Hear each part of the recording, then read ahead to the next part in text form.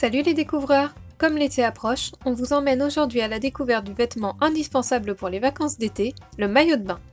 Le maillot de bain apparaît au 19e siècle avec l'essor des loisirs et des bains de mer. La baignade existe déjà auparavant mais a surtout un usage thérapeutique. Elle est réservée à l'aristocratie, seule classe sociale à jouir alors de temps libre, pendant que le peuple travaille dans les champs ou les usines.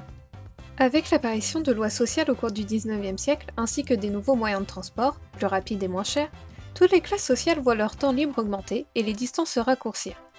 Alors que la haute société parisienne profite de ses vacances à la mer, les classes moins aisées ne sont pas en reste et profitent des bords de Seine pour se baigner. Mais attention, il n'est pas question de faire bronzer en bikini sur la plage. L'apparition du maillot de bain, appelé costume de bain à l'époque, est régie par les bonnes mœurs de la bourgeoisie, qui n'a qu'une seule idée en tête, le respect de la pudeur. Le costume de bain doit alors s'évertuer à cacher au maximum toutes les parties du corps. Les dames sont donc vêtues de bloomer, une tenue composée d'une petite veste et d'une robe en gros coton ou en laine, qui va du ras du cou jusqu'aux genoux. Cette robe étant bien plus courte que les robes de l'époque, elle est portée sur un pantalon ample qui arrive aux chevilles, et avec des bas foncés, le plus souvent noirs. L'ensemble est complété d'une charlotte tricotée, ainsi que de chaussures nouées par des lacets ou des rubans. On imagine aisément à quel point il devait être pratique de se baigner dans la mer salée dans cet accoutrement. Côté homme, la pudeur est aussi de rigueur. Contrairement à celui des femmes, leur costume de bain n'a pas de manches, mais il part du cou pour arriver au mollet. Il est composé de laine de couleur foncée. La première évolution apparaît à la suite d'un conflit entre la morale et la pensée hygiéniste. Selon les théories hygiénistes qui prévalent à l'époque, le costume de bain doit être de couleur claire, de manière à laisser passer la lumière. A l'inverse, la morale considère qu'il doit être le plus foncé possible afin d'éviter qu'il ne devienne transparent une fois mouillé. C'est ainsi que naît le maillot rayé, un bon compromis entre les deux positions.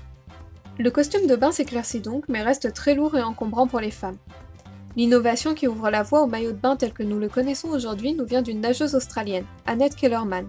Dans les années 1900, elle décide que les femmes ont aussi le droit à une tenue confortable pour nager, et inaugure ce qui deviendra le maillot de bain, une pièce. Le costume de bain d'Annette choque d'abord la haute société. Imaginez une combinaison à manches courtes qui moule le corps à la façon d'un legging. Une véritable révolution vestimentaire et un outrage aux bonnes mœurs pour l'époque. Annette ne s'arrête pourtant pas là et décide de couper les jambes du maillot. C'est la naissance du maillot de bain moderne et le début d'une longue histoire qui se poursuit encore de nos jours. Avant de terminer cette vidéo, j'en profite pour vous annoncer que nous lançons nos premières visites guidées virtuelles avec un guide en direct live. Si vous voulez découvrir les trésors de Paris lors d'une expérience 100% en ligne, immersive et ludique, n'hésitez pas à vous inscrire. Je vous mets le lien dans la description. Si cette vidéo vous a plu, n'hésitez pas à la liker et nous dire ce que vous en avez pensé en commentaire.